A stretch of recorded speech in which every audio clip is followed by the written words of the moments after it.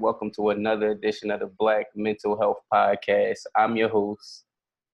Joined today with me is another very special guest. I don't want to mispronounce anyone's name, so you can introduce your name. I'm Nina Blaylock. And she's here to tell her story. First of all, before we get into her conversation, I want to thank everybody for the subscribing, for all the listens, for all the support.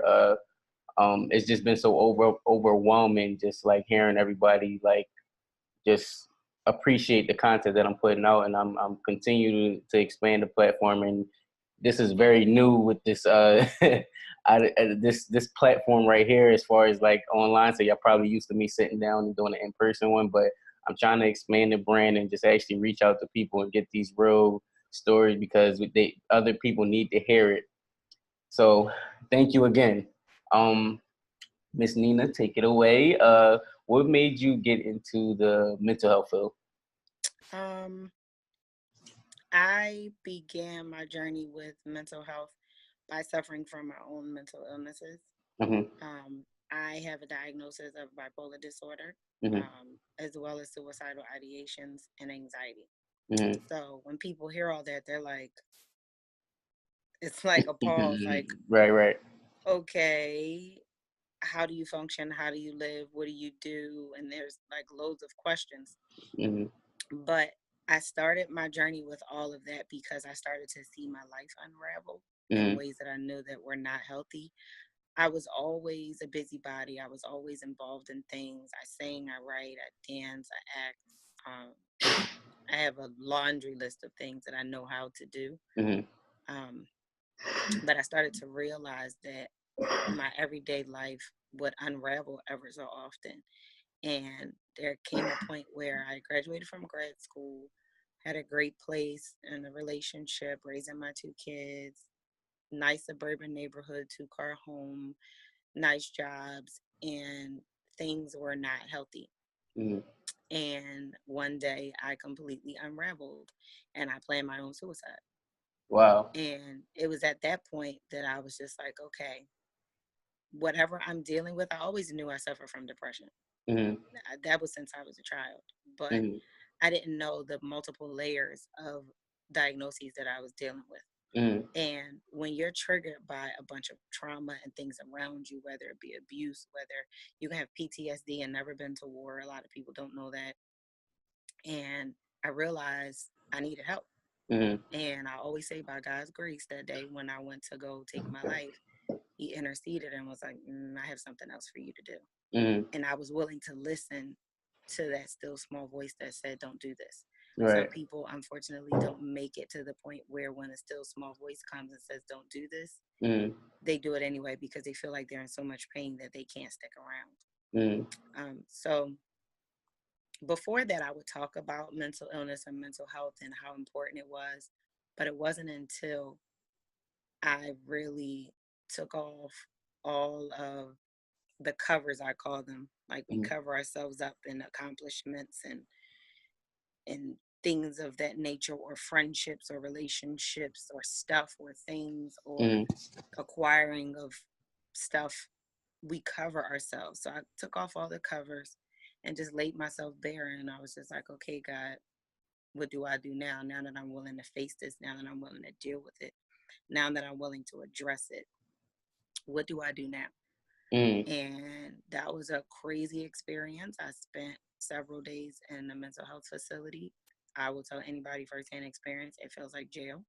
If Mm-hmm. you've never been to jail and you don't want to go, that's the closest you're going to get to it. Mm-hmm. They take all your personal items, and you're pretty much somewhat told what to do and when to do it, um, in order for you to get out, which is really like jail. Right. Um, but it is also a healthy experience because I don't want to ever deter anybody away from going, because that experience saved my life. Mm-hmm. It was like a wake up call for me. I was like, okay, one, I don't ever want to come back here again. You guys are great, but I hope I never see you Right. ever Right. again. Right. But I learned some really valuable things about myself. I met Mm-hmm. some really great healthcare providers, and I got inspired to do the work I'm doing, and to also venture later into becoming a psych nurse practitioner so that I can have my own practice and do preventative services so people don't end up having to go into those kind of facilities if they don't have to. Right. If you have to, go. If you break your arm or you get cancer or something happens to you, you go to the hospital. If you get shot, you going to the ER. Right. Like, you're not going to sit home and say, you know what, I don't want anybody to know I got shot, so I'm going to just stay home. Right. Go. That's The true. first step you need to do is go to the ER and tell them I've either, that's what I did. I got in my car, I drove to the ER with tears in my eyes, and I sat in the nurse's station, and she was like, what brings you in? And I said, I just tried to kill myself. Mm. And she was just like, and they're trained to understand how to handle that. Mm-hmm. So don't think that when you go in there, people are gonna be like, oh my God, you're crazy. Mm-hmm. There are still people that work in the medical profession that still refer to people as crazy. I jokingly say it sometimes, but I'm like, I'm a card carrying member, so I can joke. Right. Right. So, Right. but it can, depending on the person and the level of sensitivity, it can be offensive. But at Mm-hmm. the end of the day, crazy means nothing, but you have a way of your mind functioning that other people don't. Mm-hmm. And you got to find your way. Mm-hmm. If you need to, like, I will give an example. Some people that um, have bipolar disorder go on these manias, they highs and lows, Mm-hmm. where, and there's different levels of bipolar disorder, but they'll be on the extreme high, do a lot of crazy things, and their behavior is erratic. They have crazy mood swings, and then they'll crash. And then Mm-hmm. for weeks at a time, they can't get out of this funk. They're in the bed. During that time, they may have had bills that needed to be paid, Mm. or they may have, you know, missed out on birthdays and weddings and Mm-hmm. whatever else the case may be.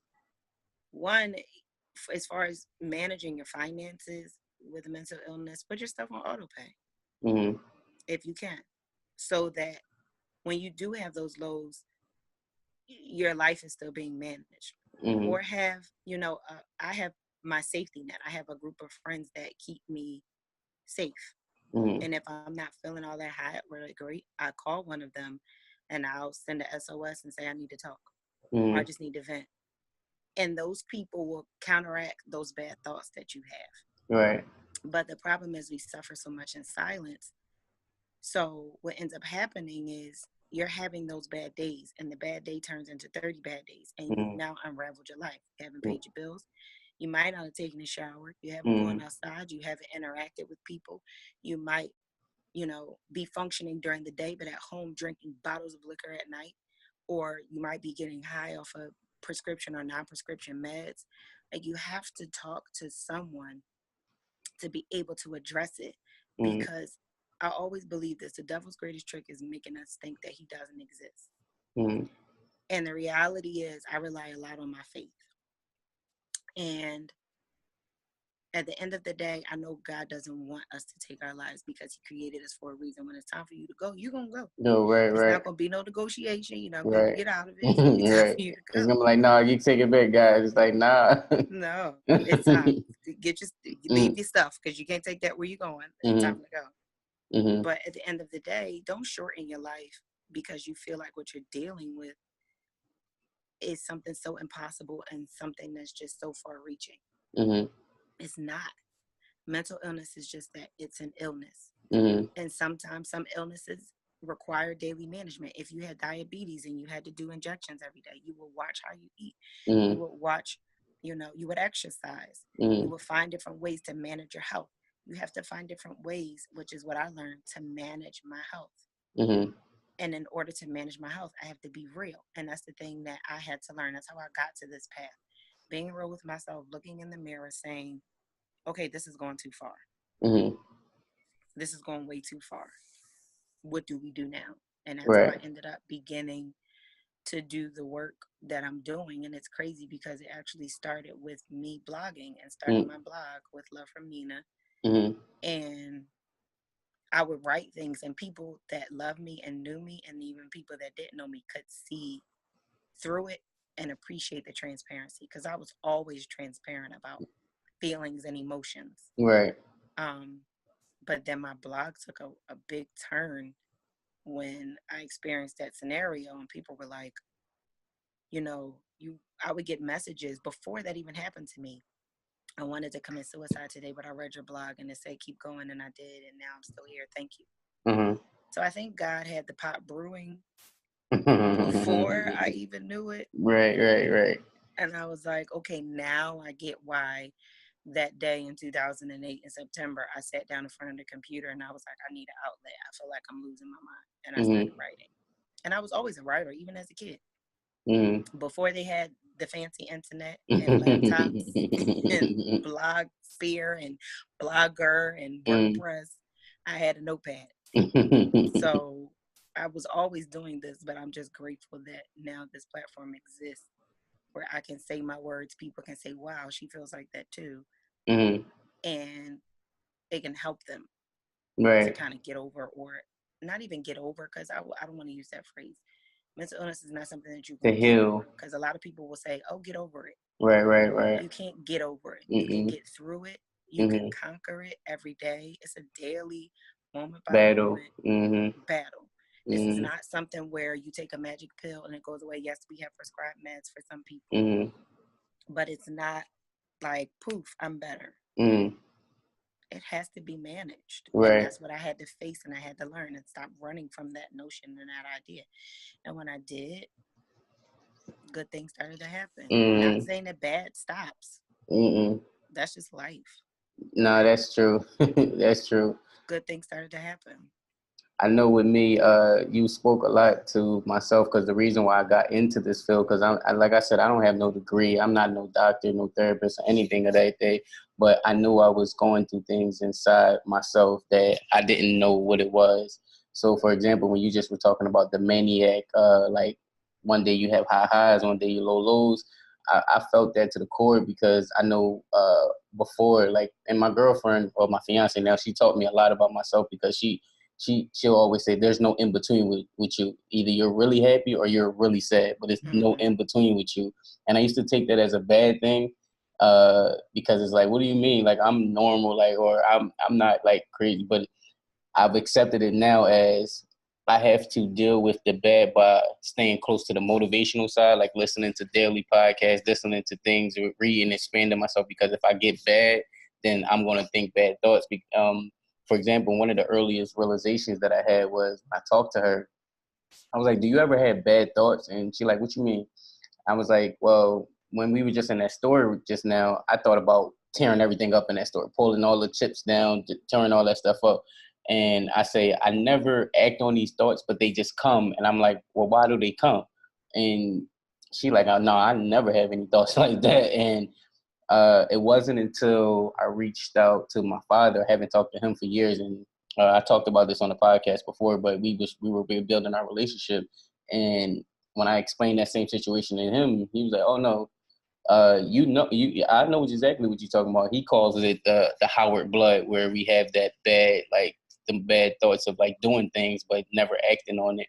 I know even through my son, I have a 6-year-old.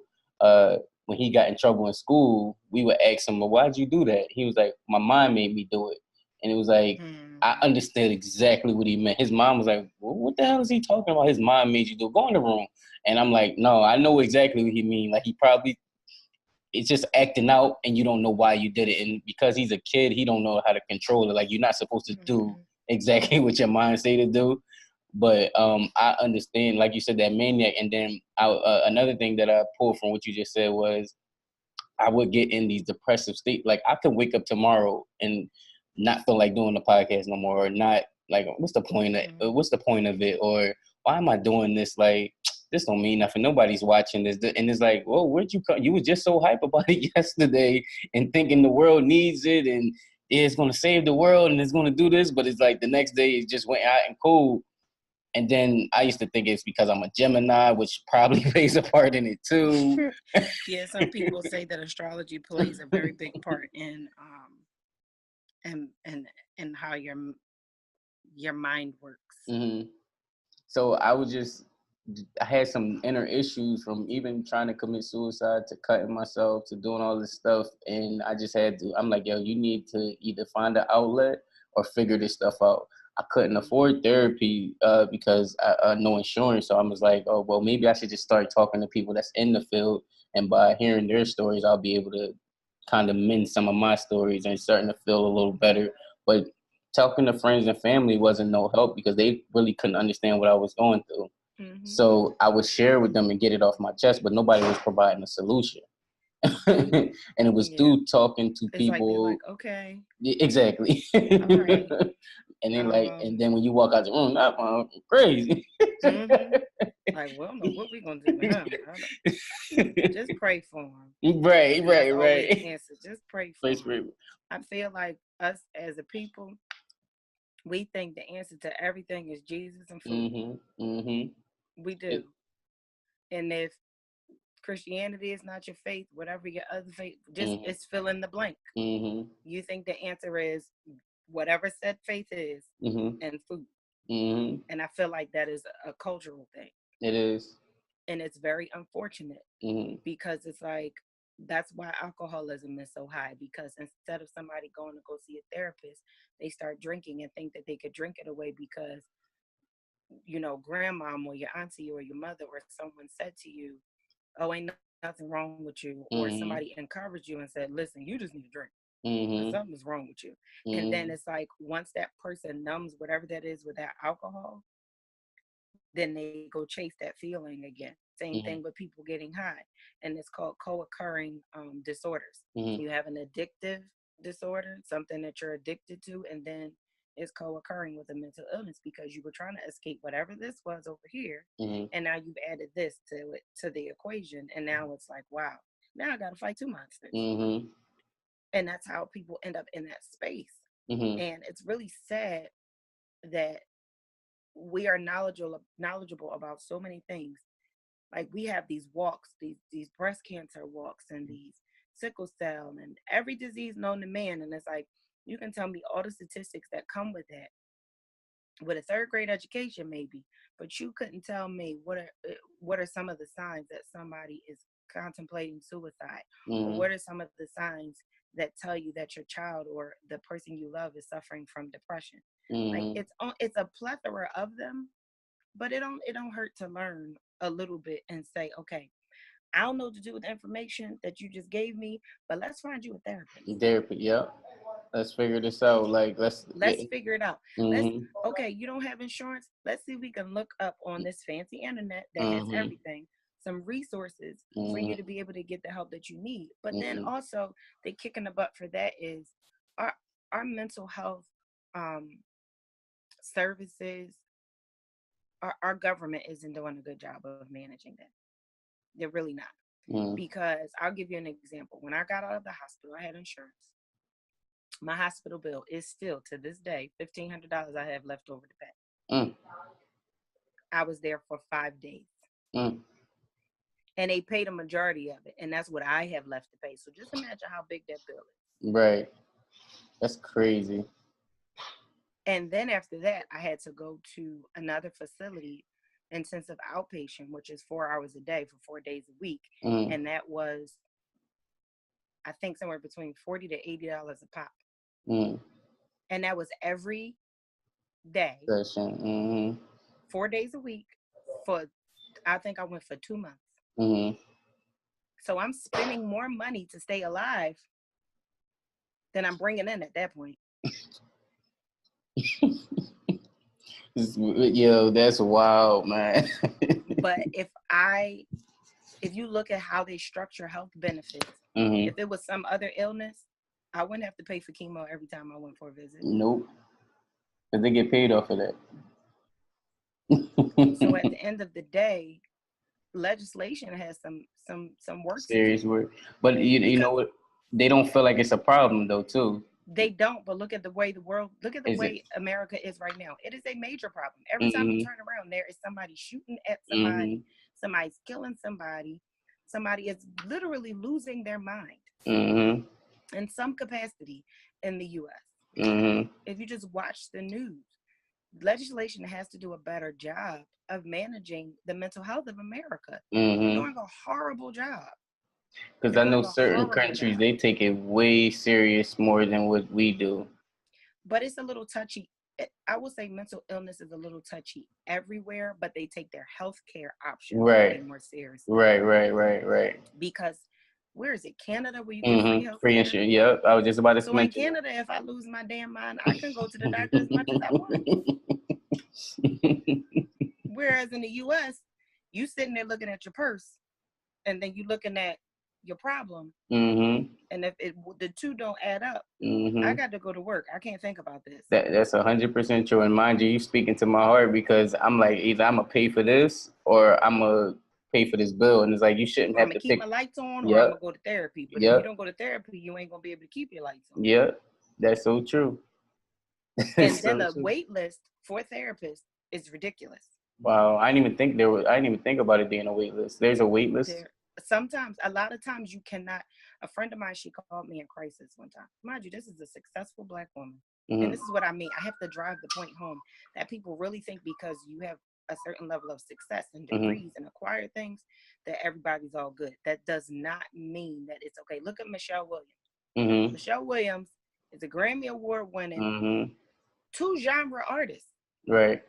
R&B and gospel.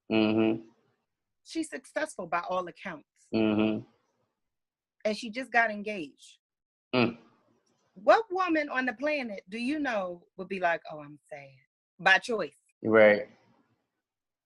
By choice. That's 100% true. You don't got to worry about your bills because they all can be paid because you got money. You got a man that loves you and respects you. And you're in a healthy relationship from what we see. You have a slew of success. So people are looking at her like, I'm sorry, you're sad because you won? What? Yeah. It's not about the stuff. Right. It's about something in there that she already has said out loud. She suffers from depression. And she had to check herself into facility to get the help that she needed. Look at Kanye. God bless that boy. Yeah. He need more help than the law should allow. And he knows he's bipolar. He knows it. He said that's his superpower. It can be. It can be if you know how to manage it. Because I promise you, you got to be superhuman to deal with bipolar disorder. You have to be superhuman because you're fighting something that you cannot see, that you can only feel, that attacks you at its own will and takes over your life if you let it. But if you, like I said earlier, if you put in the time and the work and the energy and the resources to really manage it, anybody with bipolar, look at Jennifer Lewis. I promise you, she is my hero. I love that crazy lady, and I don't even know her. I promise you. If I see her in the street, I'm be like, listen, you a hero. I'm sorry. And she looks at it the same way. Like, listen, it is what it is. That's it. But how are you going to live your life? Because you still got a life to live. How are you going to live? You going to let it outlive you, or you going to live and you going to thrive and you going to be, and you going to find a way to be the warrior that you really are. People that have a mental illness, if they really see the power in it, you got to have some real serious, real life strength to be able to battle something like that every day. It makes you a warrior.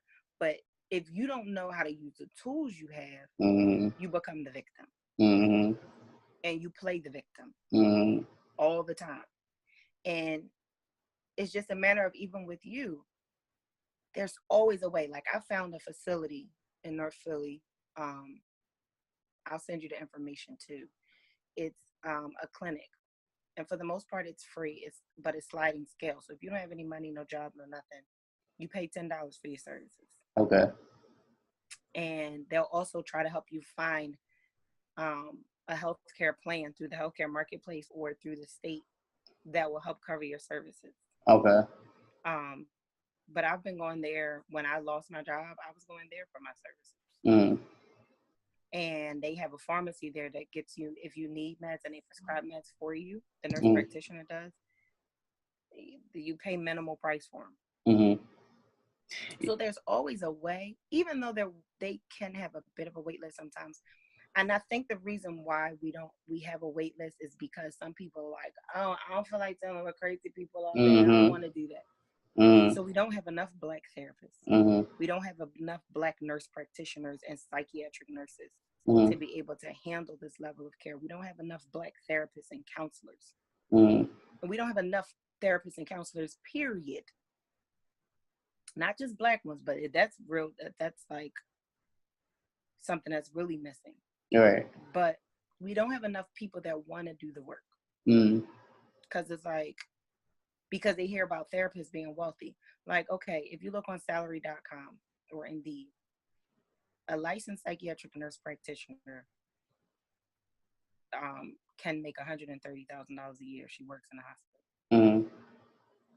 That person's going to say, oh, well, I'm not going to go help the community. I'm going to take this good salary over here for $130,000 a year. Right.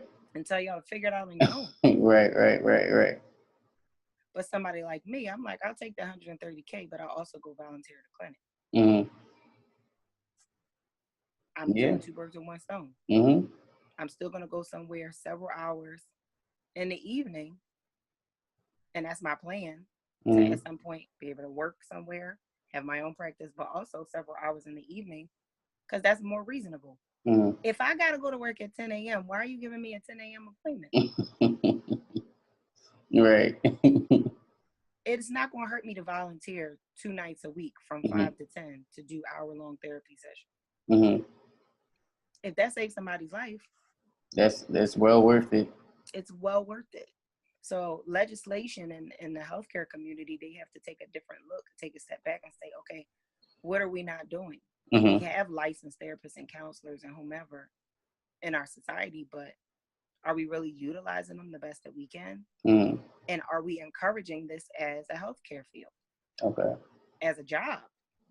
Like, you can be a licensed counselor. You can be a licensed therapist. You could be a psychiatrist. You could be a psychologist. We need to go into our communities and really push the idea that, yeah, it's nice to be a doctor and a lawyer or a basketball player, but there's a whole nother field where our people need us. We need more Black doctors. We need more colored people in white coats. We need more of that so that we can do the work. We're supposed to take care of each other. We're not even taking care of each other physically and emotionally, and darn sure not mentally. We're doing a poor job.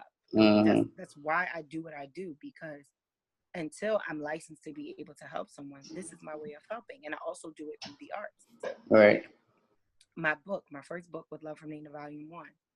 I've had so many people reach out to me like, your book is like a saving grace. Like, I really appreciate it. And now I'm working on Volume 2, which is a lot more in depth, a lot more raw, a lot more, people are going to be like, I didn't think that she would ever say that out loud. Yes, because it's necessary so that somebody can get what they need out of it, and I can get what I need off of me. Right. Because the book is not just for everybody else. I know people think, oh, she wrote this for all of us. I'm like, I did. It started with yourself first. But it started with me trying to get all of this off of me. And then I put it on paper so that it could be a help to you all. But, you know, that's my way of helping in the interim. Everybody has their own way of helping. What you're doing right now is phenomenal. It's your way of giving back. And it's also cathartic for you. That exactly. And it's going to help lead you to that space where you can find that good therapist, where you find those coping skills that you need to get you through your day until you get to that therapist. But we got to do a better job. We're not doing a good job. We do. And it was something you said about we need to start reaching out and start doing stuff.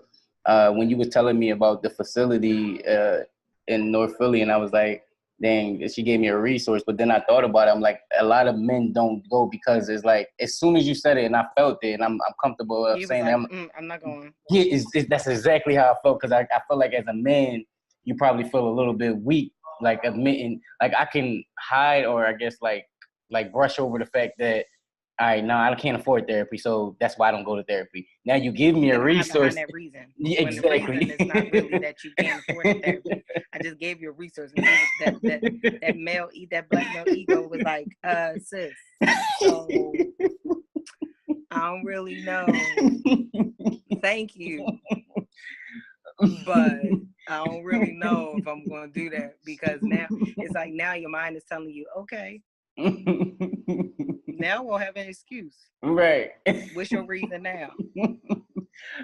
Because when that side of the sun, I can't go over there because Right. I'm allergic to the sun. I can't go Yeah, outside, and they right. closed when the sun go down. It's like we find reasons to not get help. We That's will so find true. all the reasons in the world. I don't got And some of us, time. especially black women, we be like, I ain't telling them people my business. Mm-hmm.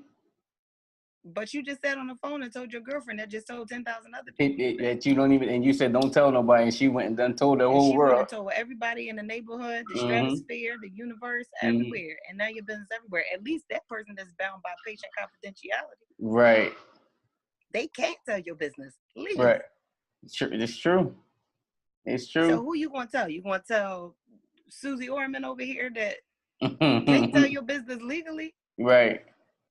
Or you gonna tell Rashida? And you know Rashida gonna go tell everybody. Rashida gonna go tell everybody this heifer is crazy. She just told me that she thought about killing herself.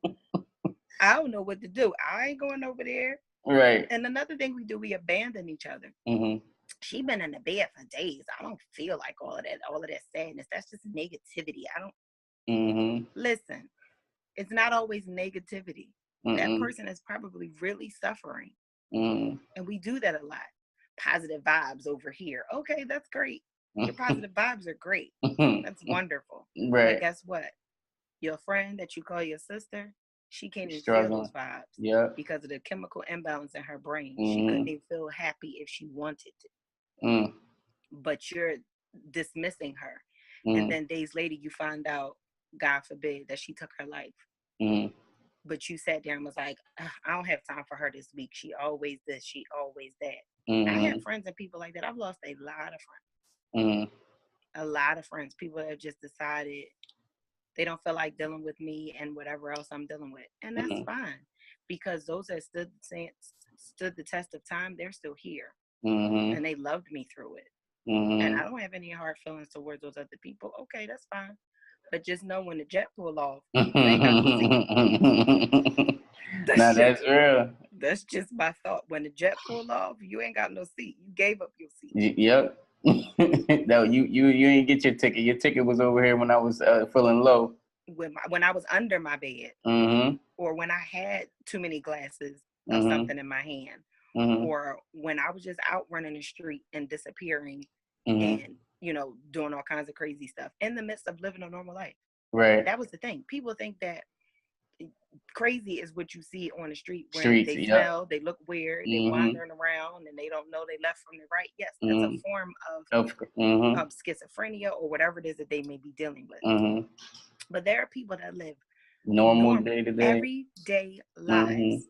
But the stuff that they do, we can program ourselves to get through a day. Mm-hmm.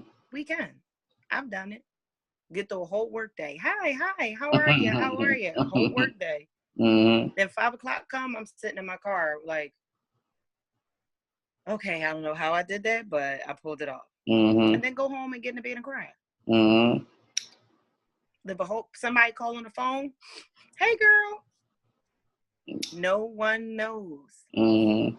And that's a struggle in itself. That's tiresome. That's why when I went to that hospital, I was like, I'm going to walk around here in these footies and these flip-flops and no makeup, no phone ringing, no nothing. Mm-hmm. And let these people tell me what to do for however long I'm here. And I don't care. Mm-hmm. Because for once, I was free of having to hold up that facade. Mm-hmm. I didn't have to keep up picturesque Nina anymore. Now the cat was out of the bag. Mm-hmm.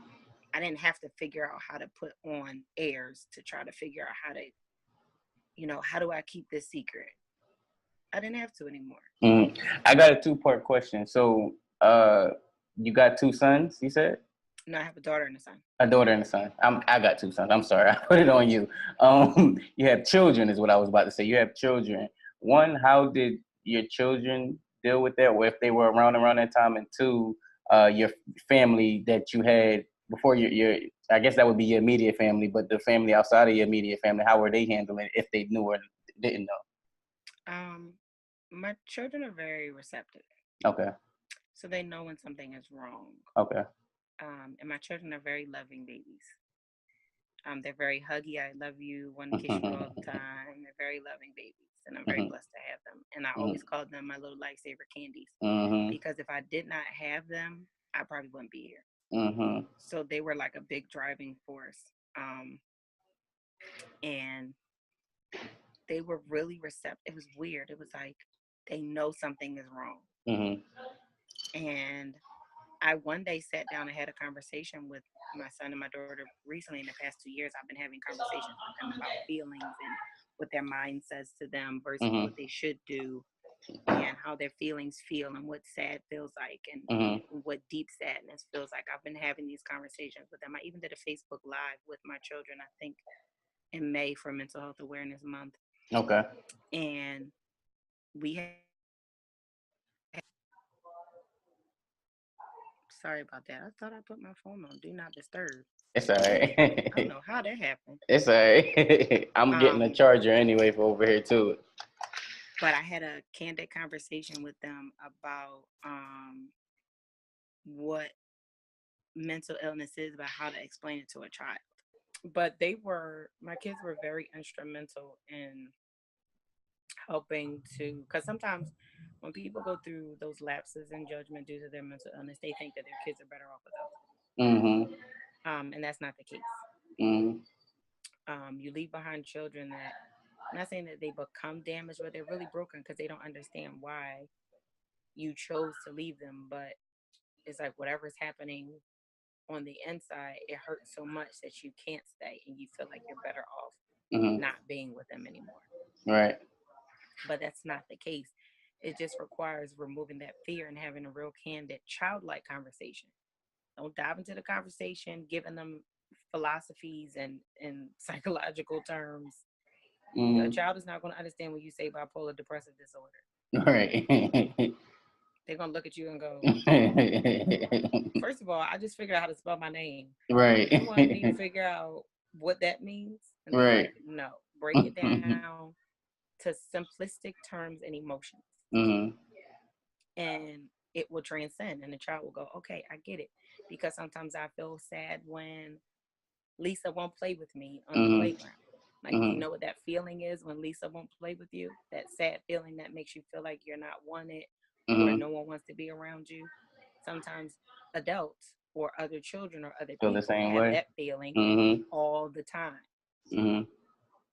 So it makes them sympathetic and empathetic to a Mhm. degree.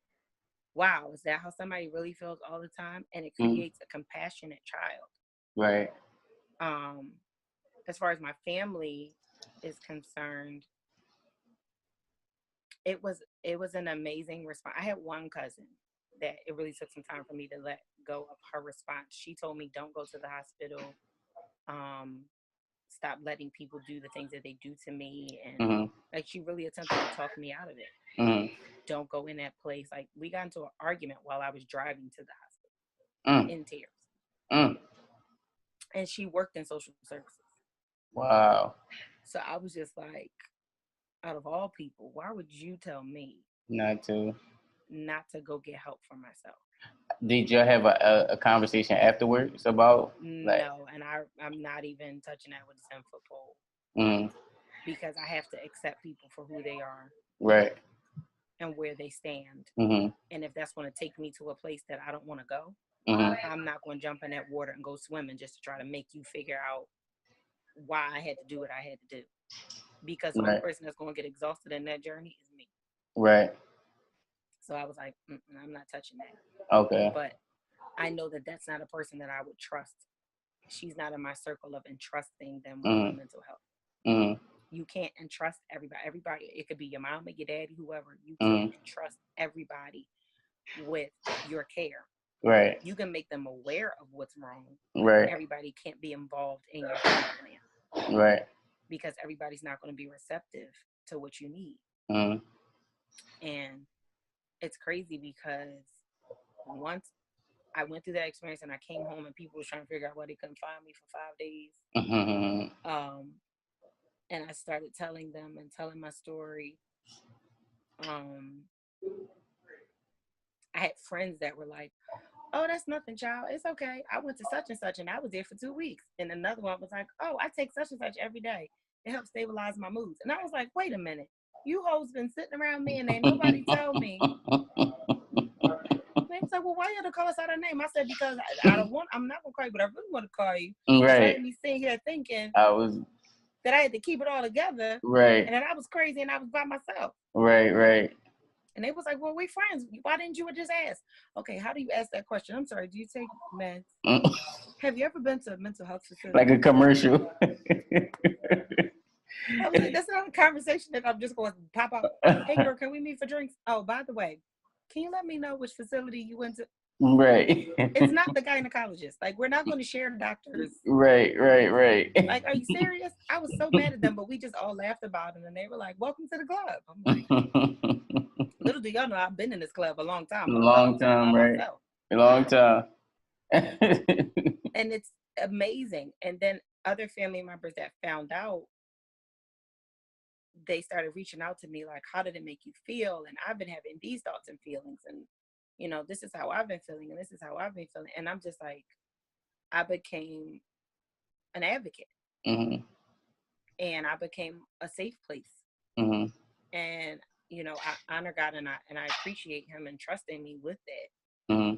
And the people in my family and close friends or people around me that have called me and said, because you did that, I now feel brave enough to do this. Mm-hmm. So I feel like people need to understand, when you take that step, it won't be in vain. Mm-hmm. It won't be in vain, because you're going to help somebody else get free as a result. What we go through, what we do is never for us. It's always for somebody else. Mm-hmm. And when I learned that, I was like, wow. So I ended up later that year writing a piece I ended up blind emailing Ariana Huffington from the Huffington Post. Really?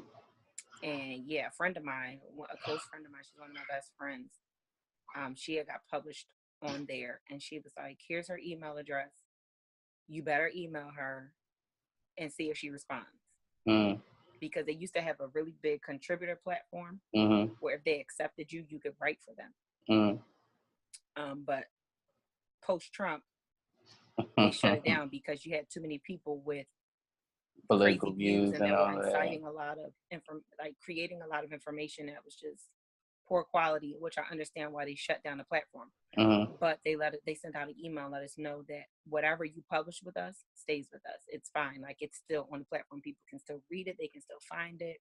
Mm-hmm. As long as it's not offensive or harmful information, it's still there. Mm-hmm. And I ended up emailing her, told her a little bit about my story, sent her the link to my blog, and she responded. And wow. I published an article, a piece called 10 Things My Suicide Would Have Stopped. So I listed 10 things that would have never happened had I committed suicide the day that I planned to do it. Mm-hmm. And people are still reading it, and I'm like, that's a blessing. Mm-hmm. Because had I not had that experience, I wouldn't have that perspective. Mm-hmm. And then there are other people that I went to college with that have read it, people that I don't even know that now ask me questions that they don't even feel comfortable asking their families. Mm-hmm. I get DMs and inboxes like, I have a daughter or a sister that's, I don't know what to do, and these are her symptoms. And I'm like, okay, I'm not a doctor, but that sounds like this. Let me refer you to someone. How old is she? Where do they live? Maybe I have somebody that's a resource for them. Right. So, and I don't get paid to do any of those things. And I don't do it because there's money in it. Because a lot of times people get into blogging or writing or performing or whatever it is because they're like, oh, you can make a lot of money. Money in it. Mm-hmm. One of my big sisters from school, she calls me a life coach. She was like, child, you get anybody life together if they just listen to one of your videos. And I'm like, but I do it because it's the words that God puts on my heart for me. And he tells me to share it with somebody else. Mm-hmm. And if that saves somebody's life, then I did my job for the day. Right. That's just how I feel. And anybody that has followed my brand or followed me or knows what I do, I keep this shirt above my bed. It's my brand. I sell Hope Dealer tees and sweatshirts and hats, and that's my job. When people ask me, what exactly do you do? I'm a Hope Dealer. That's my job. Right. And it's a controversial phrase. So it was one time I was at work, this little old white lady was like, what does your shirt say? And I was like, it doesn't say dope dealer, Grandma. It says hope. Mm. It's not dope. I'm not at work promoting Dope. dope. Right. She was like, don't you think that's a bit much? And I was like, no, because it's supposed to jar people and make them ask questions and make them ask, what is a hope dealer? It's the person that infuses hope into a world that doesn't have any. Right. It's just like when somebody shoots up, like it gives them what they need. But hope lasts longer than that quick fix that somebody's looking for. So she was just like, okay. But then I had another older little sweet white lady in the Disney store. I was buying my kids some toys. I'm standing at the counter. She looked at my shirt and she was like, I need to buy my mother that shirt because she's so pessimistic. Where do you sell those? And I was just like, they're on my website. She was like, that's pretty cool. So you're going to get, as you find yourself in the mental health, stratosphere or scope, you'll find your way. And I found mine and I found my voice and I'm appreciative of it. And I'm grateful that now even family members that I have been able to come to me and say, can you recommend a therapist? Or, I have people that used to probably just think I was just being grumpy or lazy or whatever the case may be before that. Now they call and they're like, me, you all right? How you feeling? Did you do something for yourself today? And because I was transparent, I now have a gang of people who understand me and who want to help keep me here along with myself. Now that I've had that conversation with my children in a childlike way and not oversaturating them with information, they come in my room and they're like, Mommy, you okay today? I'm good. If it's a bad day, it is that. It is a day. That's get it. Another 24, God willing. A day is a day. That's all it is. Once it's gone, you can't fix it. You move forward and you deal with the day that's in front of you. You can't jump to the future and say, you can say, I hope. It's fine. It was, somebody posted a video the other day. One of my friends a couple of my friends have a podcast called The Nobodies. It's really cool. And they posted a video from Dick Gregory. And, Dick Gregory had the mouth of a sailor. And he was cussing and cussing and fussing. And he was just like, F hope. Can't do nothing with hope. And the video goes on to say, you could say, I hope I have $1 million. I hope this. But he used an example of what if somebody, wanted something in particular. And then they said, but I'm not going to get that. He said, you just told, forget how many billions of cells he said, you just told billions of cells in your body that that's not going to happen. And so I got it. And so it's like, you can hope. Hope starts the party. But you got to continue it with faith. You got to do everything that you do with some love in it. Because if you're just doing it for money or notoriety or attention, none of it is going to matter. So hope, infusing hope into somebody, that gets it started. But then after you have the hope, you have to have the faith that you can heal, that you can manage your life every day. It can be better. You can do whatever it is that you want to do. You could still be bipolar and be a doctor. You could still be a schizophrenic and have a successful life. You can still, have depression or anxiety or whatever other mental illness that you're suffering from and still have certain things that you want out of life. You just got to go about it differently. There's trains, there's planes, there's buses, all for a reason. It's different ways to get to where you go. Hey, I like that. Everybody not going to get to the same place the same way. So at the end of the day, it's just about transparency and really being real with those around you. And some people, you got people that's never going to be accepting of it. They're not. If you look at the old landscape of how they used to treat the mentally ill, they used to lock them up and tie them up and all types of crazy stuff. And be like, okay, what electroshock therapy?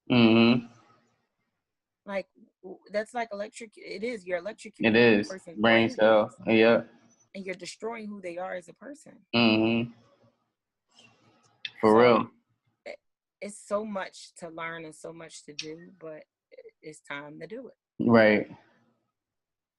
And it's a journey too, because I see a lot of people like are starting to get on that path, but it's going to take a whole community to wake up and actually, because this is generational stuff that even the outside world, like you said, the government, we need help, but we got to start fixing that in our homes and like starting to actually deal with it. Like you said with your kids, I haven't even begun to even think about how to talk to my sons about it yet, because I see it in him. All I know is I know how to understand it. So me and him talk, and then he know how to express himself, but we don't. I haven't really divulged into like detail about really what's going on. But it starts there at that seed and figuring it out from there. Mm-hmm. So I'm happy that you putting in the work, and I congratulate you for telling your story and putting yourself out there, because I know it's a very vulnerable position to be put in, to be putting yourself out there on platforms and people judging you and having critiques and all types of things. Because I know I'm starting to get it too. Mm-hmm. And you're gonna get it. I've had close people come to me and say Mhm. things like, I think I did a post one time when my therapist adjusted my meds because I had some traumatic stuff happen. Like I had like 2 deaths in my family in less than 2 weeks. They both died and their funerals were like immediate. Mm. And these people were very close to me. Mhm. And my health was failing at the time. It was just a lot. I was in school. Mhm. And so it sent me into this manic phase. And I was not doing well, but I knew, and my therapists have always said, you're very self aware. And I'm like, that's how I stay alive. Mhm. And I went to the therapist that I had at the time, and she adjusted my meds. And I did a live about, the fear of taking meds and how it can help you and blah, blah, blah. And I said, at that time when I needed those particular medications, I was like, it's because of these things that I'm able to cope and to function and deal with the grief that I'm dealing with, because I grieve hard when I lose people. I Mhm. don't handle death well, but I'm aware of that. Mhm. And Mm. so a No. friend of mine, a relative of mine, was like, I think you should take that video down. Mhm. Because that's just, you're trying to get a new job and you're trying to get into a certain industry. And, Mhm. you know, I don't think you should divulge that information. And I was just like, okay. Mhm. So I didn't take the video down. And then Mhm. I went on Facebook and I made it very clear to all of my family and friends that were on there, I'm never going to be quiet. I'm never going to stop. I'm never going to let anything that any of you say to me deter me. Mhm. I know what information to keep private. There are certain things that the internet will never know, Never. Mhm. but I know what to share. And there's Mhm. nothing wrong with me saying that there are times where I need medication to be able to manage my mental illness, Mhm. or rather manage my diagnosis. Because I always say I'm not my diagnosis. I have Right. one. I'm not it. Right. I have a diagnosis that lets me know that it is something that exists in my life that I have to manage, but Mhm. it does not define who I am as a person, Mhm. and it never will. And that puts me in control. That puts me in the driver's seat. Even if Mhm. it's a day where I can't control it, I'm still in control, because I know that day, this is a day where I need to rest. Mhm. This is a day where I need to do some self care. This is a day where I need to do some yoga, where I might need to binge watch cartoons with my kids and laugh for 6 hours straight, Mhm. or I might need to go for a walk, or I might need a cup of coffee, or I might just need to sleep in my bed all day long. And then at some point, say, hey, let's get up. Mhm. Or call somebody and say, yo, you got the spare key? I really need help getting out of the bed today. Mhm. You got to be real. Mhm. It's the only way that you will survive. You got to be real. Mhm. And those that really love you and are around you, pray for them, because it's a journey and a job for them too. Right. To deal But with. they have to be willing to say, if I'm going to stick around and I'm going to stay here, Mhm. I need to educate myself too. Right. You can't just sit by and complain and be like, oh, we got to deal with this again today. When is this going to be over? Like, Right. I live this every day. This ain't your problem. Right. Right. Right. So they have to be educated too. Mhm. So it's just, the time is now. And I applaud you for what you're doing. And, if you have any questions, you need any resources, whatever, you have my contact info. Mhm. Um, and if anybody is watching this and you want to reach out to me, um, well, those that are watching and listening, my blog is www.withlovefromnina.com. All of my handles on social media are with Love from Nina. I have Twitter. Well, Twitter is still shady. They need to increase their character amount because on Twitter it's WITHFRMNINA. They won't give me the O because they said it was too many characters. So Twitter is the only place where don't type that in because you ain't gonna find me. Right. But everywhere else in the world, if you Google with Love from Nina, it'll come up. And my email is info@withlovefromnina.com. If you have any questions, concerns, comments, you can find me on Facebook. You can email me. I always am willing to, if I see the email, I will respond to it as best as I can and point you in a direction of whatever it is that you need. And we have work to do. We definitely have lots and lots and lots of work to do. Yeah, it's necessary. It's necessary. And I applaud you because I know as a Black man got up, I'm praying for y'all because y'all get the ugly end of the stick with this. It's like, you want to go to a therapist, and the first thing they say, excuse my phrase, nigga, man up. Ain't nothing wrong with you. Yep. Well, that's like, that's the worst. I'm like, I've seen people do that, and I'm like, so you want him to just stay like that? Okay. But no, they want you to autocorrect. They want you to self medicate, do whatever it is to like get yourself together. Like you actually wrapped up the show for me. Everything that I was about to ask you to say, like I was going to ask you what's some parting words. I was going to ask you what's your Instagram. Listen, I'm used to professional. This, so I definitely know how to. I know how to do it. I got you covered. Well, I'd like to thank you for coming on to the platform.